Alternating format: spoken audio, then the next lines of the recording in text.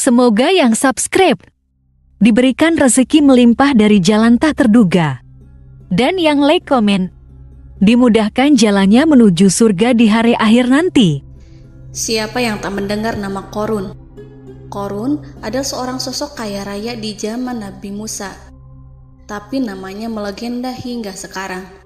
Kisahnya diabadikan dalam Al-Quran, bahkan menjadi peribahasa atau ungkapan di masyarakat guna menggambarkan seseorang yang mirip dengan tabiatnya atau menisbatkan harta yang ditemukan terpendam dalam tanah sebagai harta Qorun.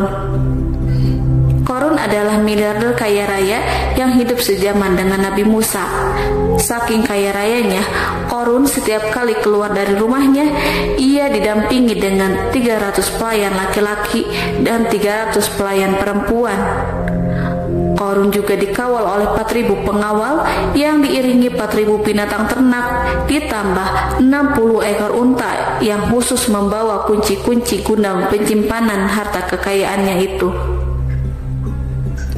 Itu dilakukan semata-mata sebagai bentuk kesombongan bahwa dialah manusia paling kaya, paling terhormat, dan memiliki pengikut setia. Ia merasa lebih mulia dibandingkan Nabi Musa alaihissalam. Orang-orang tentu saja akan penasaran seberapa banyak harta kekayaan Qorun jika pengawal dan pembawa kunci gudang kekayaannya sebanyak itu.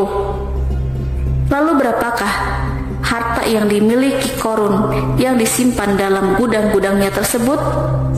Sebelum saya melanjutkan, dimohon untuk menonton video ini sampai selesai supaya tidak ada kesalahpahaman dalam memahami isi cerita, serta mohon bantu channel ini semakin berkembang dengan cara tekan subscribe dan silahkan tinggalkan like serta komen positifnya.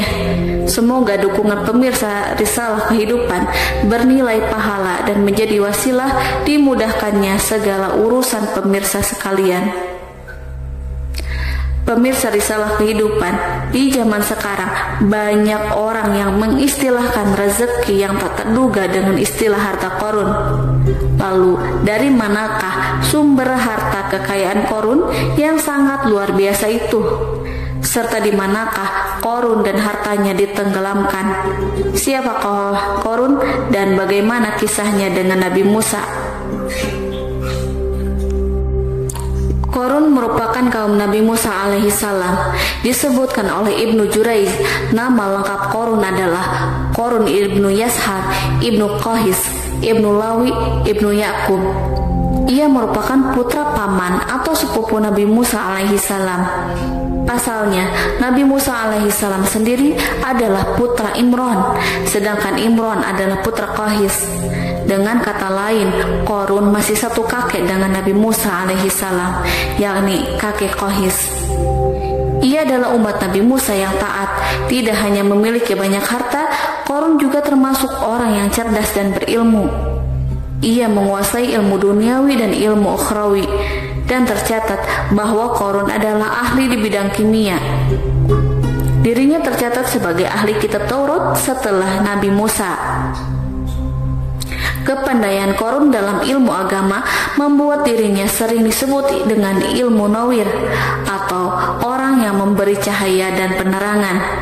Suaranya terkenal merdu dalam membaca kitab Taurat. Selain itu, Qorun juga lihai dalam berbisnis.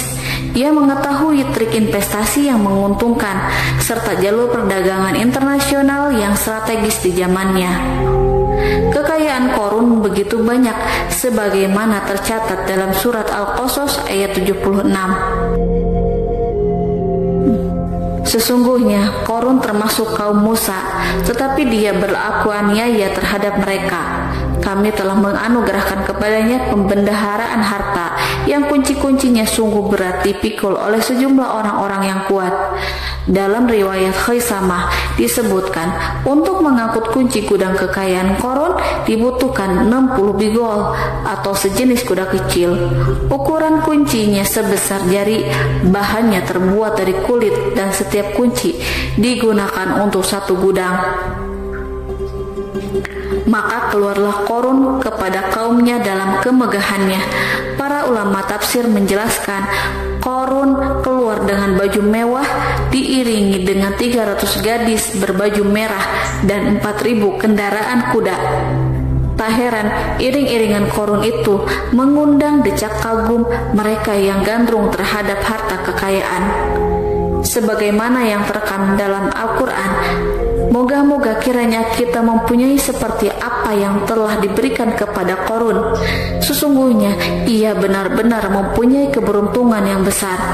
Quran Surat Al-Qasas ayat 79. Namun tak sedikit kaumnya yang mengingatkan, dan ingatlah ketika kaumnya berkata, janganlah engkau terlalu bangga. Sesungguhnya Allah tidak menyukai orang-orang yang terlalu membanggakan diri atau disebut farihin. Sebagian ulama menafsirkan istilah farihin di sana juga berarti takabur atau zolim, berbuat kerusakan, arogan, dan tidak mau bersyukur terhadap nikmat. Korun dikisahkan memiliki ribuan gudang yang berisikan emas dan perak. Bila keluar rumah, Korun selalu berpakaian mewah dan dikawal oleh 600 pelayan. Ia diiringi 4.000 ekor kuda dan 60 ekor unta yang membawa kunci-kunci gudang kekayaannya. Namun sayang seribu sayang, Korun kemudian membangkang pada Nabi Musa dan menjadi pengikut setia Fir'aun. Mengenai dari mana asal-usul kekayaan Korun, ada beberapa riwayat yang memberitakan tentang asal-usul kekayaan Korun tersebut. Sumber pertama menyebutkan bahwa jauh sebelum memiliki kekayaan, Korun hanyalah seorang lelaki miskin yang tidak mampu menafkahi keluarganya sendiri. Anaknya sangat banyak. Lalu suatu hari ketika Korun datang kepada Nabi Musa, ia meminta Nabi Musa alaihissalam untuk mendoakannya agar Allah memberikan harta benda yang banyak. Korun juga meminta Nabi Musa mengajarinya ilmu kimia dan ilmu-ilmu kehidupan lainnya. Korun dikenal sebagai orang yang soleh dan mengikuti ajaran Ibrahim dengan baik, sehingga tanpa pikir panjang Nabi Musa alaihissalam menyetujui permintaannya. Allah Subhanahu wa Ta'ala mengabulkan doa Nabi Musa. Korun diberikan kecerdasan luar biasa dan menguasai ilmu yang telah diajarkan kepadanya. Korun menguasai teori dan praktik pembuatan emas permata dan beragam perhiasan mewah lainnya.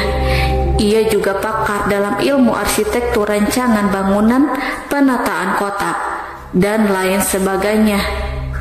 Tidak lama setelah itu, hidupnya berubah. Korun pun hidup dengan bergelimbang harta. Ribuan gudang yang dimilikinya penuh dengan emas dan perak. Namun sayangnya, keberuntungan yang didapatkannya membuatnya gelap mata. Korun mulai hidup dengan penuh pamer, keangkuhan, dan penuh kesombongan. Kekayaan yang telah diberikan oleh Allah Subhanahu wa Ta'ala membuatnya lupa dengan Sang Maha Pemberi. Korun merasa lebih terhormat dan mulia dibandingkan Nabi Musa. Ia pun akhirnya membelot dan durhaka pada Nabi Musa. Ia mengingkari janji-janjinya dahulu dan beralih menjadi pengikut Fir'aun yang setia. Loyalitas Korun terhadap Fir'aun membuatnya diangkat menjadi kepala mandor yang membawahi ribuan pekerja. Dikisahkan bahwa Korun bersikap semena-mena terhadap para pekerja. Ia tega memotong upah mereka.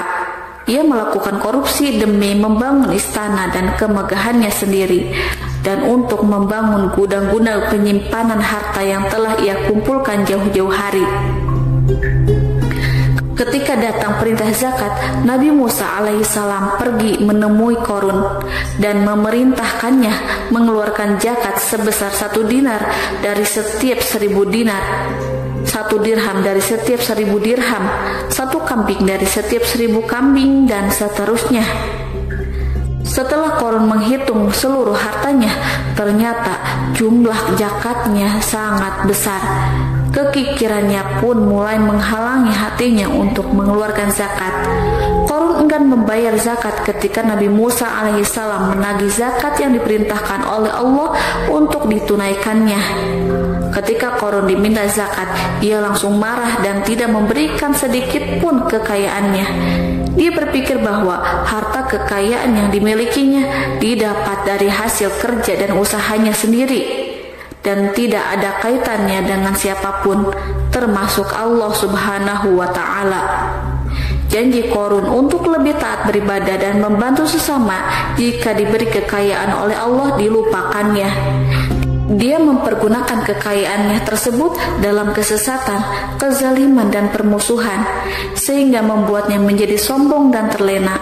Orang-orang beriman pada masa itu sering menasehati Qarun untuk bersyukur atas nikmat yang Allah berikan kepadanya, tetapi dia tidak mengindahkan nasihat tersebut. Dari sikapnya tersebut sudah jelas bahwa Qarun tidak membutuhkan nasihat kebenaran, bahkan merasa tidak takut dengan ancaman Allah, sebab Qarun merasa sudah memiliki segalanya. Qarun merasa dirinya hebat dan pintar serta punya banyak pengikut setia, punya banyak pengawal dan merasa aman karena dekat dengan Raja Fir'aun. Qarun berkata, "Sesungguhnya aku mendapatkan harta ini karena ilmu yang ada padaku." Qarun sangat sombong. Ia merasa hartanya didapatkannya sendiri tanpa campur tangan dan kehendak Zat yang Maha Kaya, yakni Allah Subhanahu wa Ta'ala. Apakah Qarun lupa ataukah ia tidak tahu bahwa Allah telah membinasakan orang-orang sombong sebelumnya, yang bahkan lebih kuat darinya, yang lebih kaya darinya, yang lebih banyak pengawalannya, lebih kokoh dan tak terkalahkan dibanding dirinya? Karena terdorong sifat kikir dan angkuh, maka Qarun membuat rencana untuk melakukan tipu daya agar dia terlepas dari kewajiban membayar zakat. Dia ingin menjatuhkan nama baik dan citra baik Nabi Musa alaihissalam. Kemudian dia mengumpulkan tokoh-tokoh konglomerat Bani Israel. Ia berkata kepada mereka, "Wahai saudara-saudaraku, terhadap apa yang diperintahkan Musa untuk membayar zakat, apakah kalian akan mematuhinya? Sekarang dia hendak mengambil harta yang ada di tangan kalian, maka pikirkanlah suatu cara untuk menghindari perintahnya." Para pembesar-pembesar yang dipanggil kemudian menjawab, "Wahai paduka Qarun, engkau lebih besar daripada kami. Kami akan melakukan apapun yang kau inginkan." Qarun pun berkata, "Datangkanlah kepadaku wanita cantik. Aku akan memberinya hadiah besar jika ia berhasil menggoda dan memfitnah Nabi Musa." Ketika wanita cantik yang diinginkan datang, Qarun memberikan kepadanya uang muka sebagai jaminan. Ia akan membayarkan seluruh yang dijanjikan ketika berhasil menjalankan misinya. Bukan hanya itu, Qarun pun berjanji akan menjadikan wanita ini sebagai istrinya. Dan keesokan harinya, Qarun mengumpulkan Bani Israel. Setelah itu, Qarun menghadap kepada Nabi Musa seraya berkata, "Orang-orang menanti kedatangan Anda, sampaikanlah saran dan nasihat kepada mereka." Nabi Musa kemudian keluar dari rumahnya. Ia mulai menyampaikan nasihat pada umatnya. Di antara nasihatnya, beliau berkata, "Barang siapa yang mencuri, aku akan memotong tangannya. Barang siapa yang memfitnah, aku akan mencambuknya sebanyak 70 kali. Barang siapa yang tidak mempunyai istri dan dia berbuat zina, maka aku akan mencambuknya sebanyak 70 kali. Adapun barang siapa yang memiliki istri dan dia berbuat zina, aku akan rajam dia sampai mati." Qarun kemudian berkata, "Apakah ini juga berlaku untuk Anda jika Anda sendiri yang berbuat zina? Apakah Anda akan menerima hukumannya?" Kemudian Nabi Musa menjawab, "Ya, meskipun saya sendiri yang melakukannya." Maka kemudian Qarun memanggil wanita yang telah dibayarnya. Wanita itu berdiri di depan Nabi Musa dan Bani Israel yang telah berkumpul. Dia mengaku sedang hamil karena telah berhubungan badan dengan Nabi Musa. Maka marahlah Nabi Musa atas fitnah kejam yang diarahkan kepadanya. Kemudian Nabi Musa melakukan sholat 2 rakaat, lalu mendatangi wanita itu dan menyumpahnya agar mengatakan siapa yang menyuruhnya. Wanita itu menjadi ketakutan. Ia gemetar di depan Nabi Musa dan dia mengaku bahwa yang menyuruhnya adalah Qarun. Lalu wanita itu bertaubat dan meminta maaf kepada Nabi Musa. Seketika Nabi Musa bersujud seraya berdoa kepada Allah untuk menimpakan azab kepada Qarun. Allah memberi wahyu kepada Nabi Musa bahwa bumi telah dijadikan tunduk kepada perintah Nabi Musa. Kemudian Nabi Musa berkata kepada bumi, "Wahai bumi, telanlah Qarun beserta kekayaannya, habiskanlah semua." Kala itu Allah menurunkan wahyu kepada Nabi Musa alaihissalam untuk memerintah bumi apapun yang diinginkannya. Begitu Nabi Musa alaihissalam datang dengan wajah sangat marah, barulah Qarun merajuk, "Wahai Musa, sayangilah aku." Sementara Nabi Musa alaihissalam tak bergeming. Beliau lantas berkata pada bumi, "Wahai bumi, ambillah mereka." Seketika rumah Qarun mulai bergetar. Qarun dan antek-anteknya mulai dibenamkan hingga bagian lututnya. Rumahnya ikut turun sedalam lutut. Qarun kembali merajuk, "Sayangilah aku Musa." Rumahnya kembali berguncang. Kini Qarun dan kawan-kawannya kembali terbenam hingga bagian pusar. Demikian pula rumahnya. Qarun terus merajuk, "Wahai Musa, sayangilah aku." Sementara Nabi Musa alaihissalam kembali meminta bumi, "Wahai bumi, ambillah mereka." Rumah Qarun berguncang lagi, sementara Qarun dan kawan-kawannya terus terbenam hingga bagian tenggorokannya. Demikian pula rumahnya. Qarun lagi-lagi menjerit, "Wahai Musa, sayangilah aku." Namun Nabi Musa alaihissalam tak bergeming. Beliau terus meminta bumi menelannya, hingga akhirnya Qarun dan kawan-kawannya hilang seluruhnya di telan bumi. Tak lama setelah itu Allah pun berkata, "Wahai Musa, apa yang membuatmu bersikap demikian? Padahal demi kemuliaanku, andai dia Qarun berdoa kepadaku, niscaya aku akan rahmati. Maka kami benamkan dia beserta rumahnya ke dalam bumi, maka tidak ada baginya satu golongan pun yang akan menolongnya selain Allah, dan dia tidak termasuk orang-orang yang dapat membela diri." Quran Surat Al-Qasas ayat 81. Lalu di manakah lokasi ditenggelamkannya Qarun beserta harta bendanya? Konon berdasarkan kepercayaan beberapa masyarakat setempat, Qarun ditenggelamkan di sekitar sungai atau danau Moris yang terletak di kota Fayum, negara Mesir. Qarun konon mendirikan istana dan di tempat itu pula ia ditenggelamkan. Dahulu Qarun berkeinginan membangun sebuah istana, namun tidak diizinkan oleh Fir'aun jika istana itu dibangun di samping istana Fir'aun. Terlebih Qarun juga tidak ingin membangun istana di tengah pemukiman Bani Israel yang terletak di tanah Jasan. Fir'aun pun memberikan tanah di wilayah Fayum. Kemudian di tepi sungai Fayum inilah Qarun membangun istananya yang megah dan di dalamnya membangun Al-Kunuz atau gudang penyimpanan harta berisi emas dan perak. Salah satu bukti arkeologis yang dapat dijumpai di lokasi tersebut adalah runtuhan bangunan yang diduga sebagai tempat tinggal Qarun yang berjarak sekitar 2 km dari Danau Qarun. Menurut beberapa sumber, bangunan yang masih berdiri kokoh tersebut adalah benteng yang dibangun oleh Qarun. Namun, ada juga yang mengatakan bahwa bangunan tersebut adalah tempat tinggalnya. Wallahu a'lam bishawab.